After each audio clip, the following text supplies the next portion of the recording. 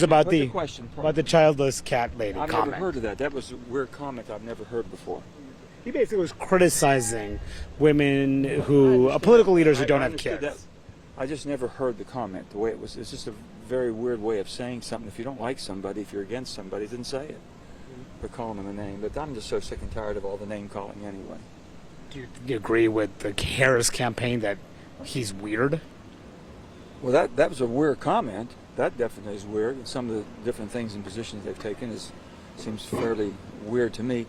And weird means basically when you have rational, supposedly very educated, rational people saying things that just are so far out of the mainstream that, I thought I've heard everything after as long as I've been around, but there are some things I haven't heard, and I thought that was a very weird way of putting it. Yeah, I mean, this thing here is just the name calling back and forth that goes on. I mean, and really the attacks is coming from former President Trump and all them. It just, my God, just say what you're for and say what you're against, or say what you agree and what you don't agree with, and go from there.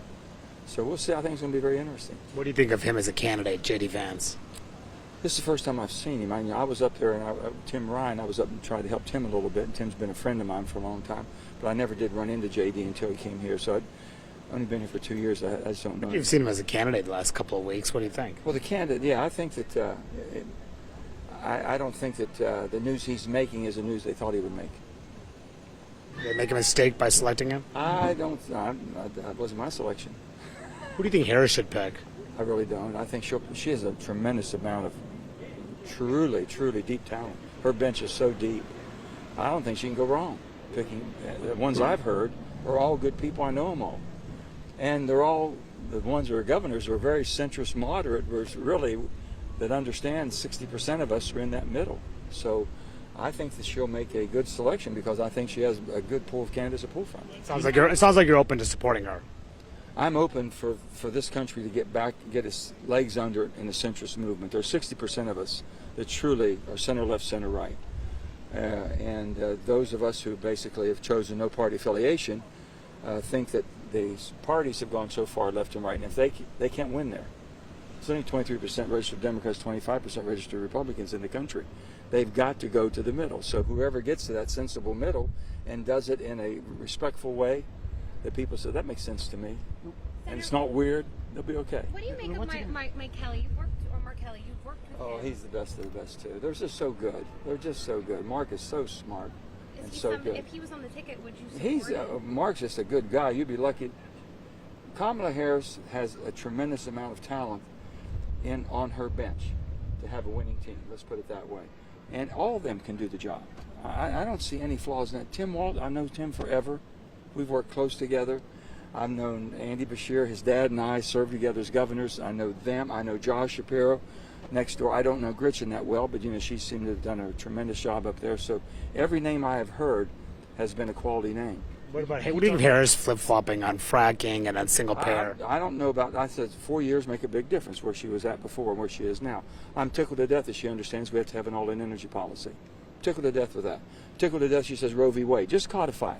That's what my bill does. That's what Lisa Murkowski and Susan Collins asked. Just codify something that had 50 years of precedented law. Those types of common sense. No one's talking about the debt of the nation.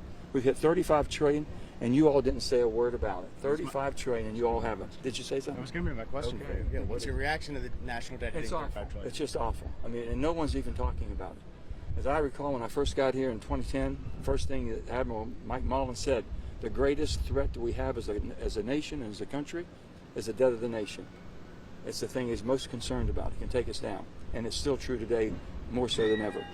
And what's your relationship like with Andy Beshear? Have you talked to him? I know Andy. I like Andy, absolutely.